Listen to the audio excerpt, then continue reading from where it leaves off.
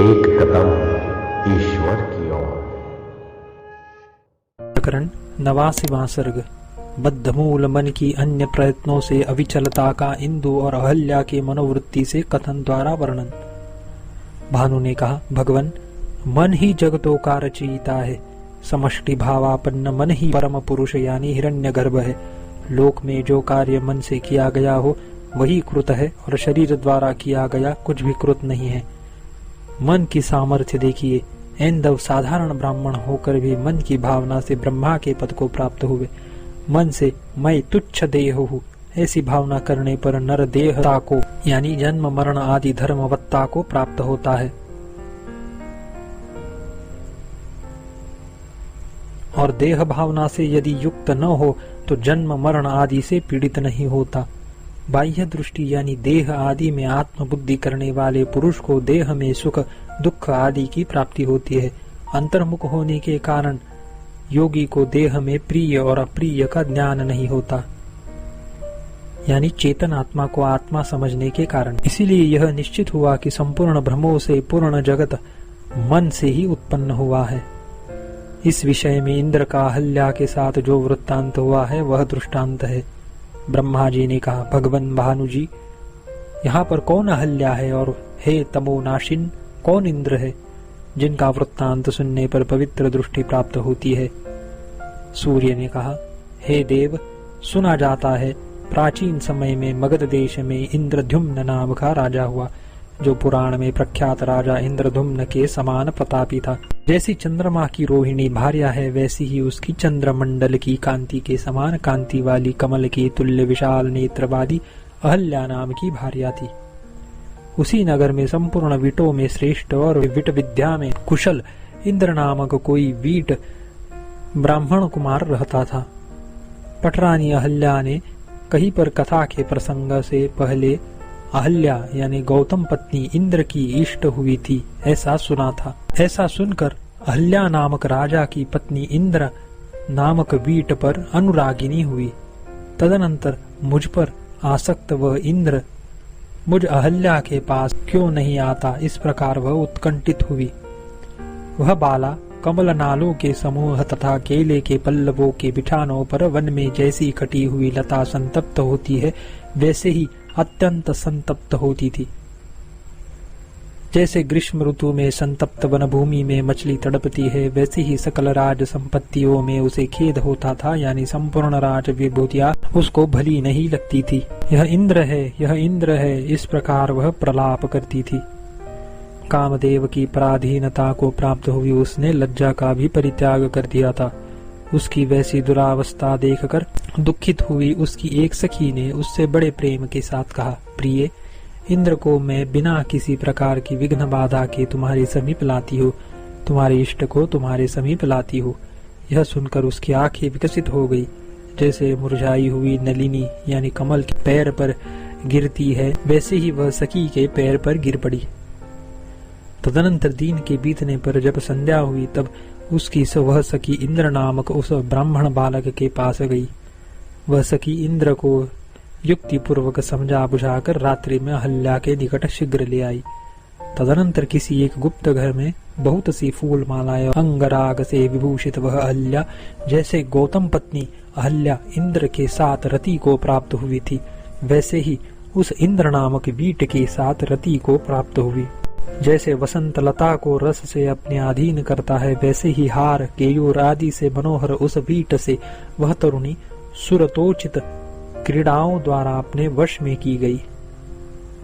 तदनंतर इंद्र नामक वीट पर अनुरक्त हुई संपूर्ण जगत को तन्मय देखती हुई उसे समस्त गुणों से पूर्ण अपना पति रुचिकर नहीं हुआ। कुछ समय के बाद राजा को उस अहल्या के मुखरूपी आकाश को प्रकाश करने वाली इंद्रानुरागिता ज्ञात हुई। जितने समय तक वह इंद्र का ध्यान करती थी उतने समय तक उसका मुख ऐसा शोभित होता था जैसे कि पूर्ण चंद्रमा से विकसित कुमुद सुशोभित होता है। इंद्र की भी समस्त इंद्रियां उस पर आसक्त थी, अतः वह बड़ा व्याकुल रहता था। उसके बिना कहीं पर भी एक क्षण नहीं रह सकता था। तदुपरांत अत्यंत प्रगाढ़ स्नेह होने के कारण प्रकाश रूप से काम चेष्टा वाले उन लोगों का दुर्विनय जो कि अत्यंत व्यथा पहुंचाने वाला था, राजा के कानों तक पहुंचा। राजा ने उनका परस्पर अत्यंत आसक्ति वाला भाव देखकर बहुत से दंडों से उन दोनों का शासन किया। उन दोनों को हेमंत ऋतु में तालाब में छोड़ा, फिर भी वे बड़े संतुष्ट होकर हंसते थे। वहां उन्हें तनिक भी दुख नहीं हुआ। तदनंतर राजा ने उनसे पूछा, हे दुर्मतियों, तुम खिन्न हो या नहीं? जलाशय से निकले गए उन दोनों ने राजा से कहा, हे राजन, परस्पर अनिंदित मुखकांति का स्मरण करके यहाँ पर हम लोगों ने परस्पर बद्ध प्रेम अपनी आत्मा को नहीं जाना। चूंकि हम लोगों का संग यानी मन का संबंध निशंक है, यानी पृथक होने की शंका से रहित है, इसलिए हे राजन, आपके द्वारा किए गए उत्पीड़न आदि दंडों में अंगों के छेदन से भी हम लोग हर्षित रहते हैं, खिन्न नहीं होते। तदनंतर वे भाड़ में यानी भड़भुंजे की भट्टी में झोंके गए। वहां पर भी प्रसन्न ही रहे। उन्होंने पहले की तरह राजा से कहा, परस्पर की स्मृति से हर्षित होकर वहां पर भी हम सुखी रहे। तदुपरांत हाथी के पैरों में बांध दिए गए, वहां पर भी पूर्ववत वे प्रसन्न रहे।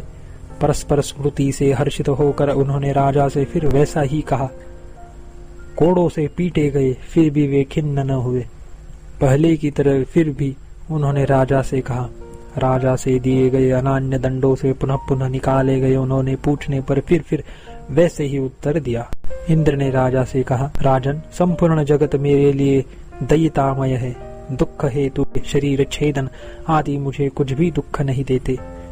हे राजन, इसका भी संपूर्ण जगत मनमय हो गया है, इसलिए अन्य पीड़न से भी हम लोगों को कुछ दुख नहीं होता है। हे राजन, मैं मनोमात्र हूँ और मन ही पुरुष कहा गया है। यह देह मन का विस्तार मात्र ही देखा जाता है। यदि कहिए मैं मन को ही दंड से नष्ट कर डालूंगा, तो उस पर कहते हैं, एक काल में प्रयुक्त अनेक दंडों से इस वीर मन का तनिक भी भेदन नहीं किया जा सकता। हे राजन, वे किसी की और कैसी शक्तियां हैं जिनसे वे भी मन जिनका की तद्भावा परित रूप निश्चय अनुभूत है भिन्न किए जाते हो। देह चाहे वृद्धि को प्राप्त हो, चाहे नष्ट भ्रष्ट हो जाए, किंतु विचारित यानी भावित अर्थ के अभिमुख हुआ मन पूर्ववत स्थिर रहता है। हे राजन, अपने इष्ट अर्थ चिरकाल से अभिनिविष्ट यानी आग्रह युक्त और उसमें स्थित मन को शरीर में स्थित भाव और अभाव पीड़ित करने के लिए समर्थ नहीं होते। हे राजन, तीव्र वेग वाले मन से जो वस्तु भावित होती है उसको पुरुष स्थिर रूप से देखता है, शरीर द्वारा किए गए कार्य को नहीं देखता। हे राजन, महात्माओं की वर शाप आदि कोई भी क्रियाएं तीव्र वेग से युक्त मन को उसके अभिष्ट पदार्थ से विचलित नहीं कर सकती। जैसे मृग महापर्वत को विचलित नहीं कर सकते, वैसे ही पुरुष तीव्र वेग से युक्त मन को अपने अभिष्ट पदार्थ से विचलित करने में समर्थ नहीं होते। जैसे बहुत ऊंचे देवालयों में भगवती देवी प्रतिष्ठित होती है, वैसे ही यह सुंदरी मेरे मनकोश में प्रतिष्ठित है। मेरे जीवन की रक्षा करने वाली इस प्रिया से युक्त मैं दुख का अनुभव वैसे ही नहीं करता जैसे कि शिखर पर स्थित मेघमाला से युक्त पर्वत ग्रीष्म ऋतु की तपन का अनुभव नहीं करता।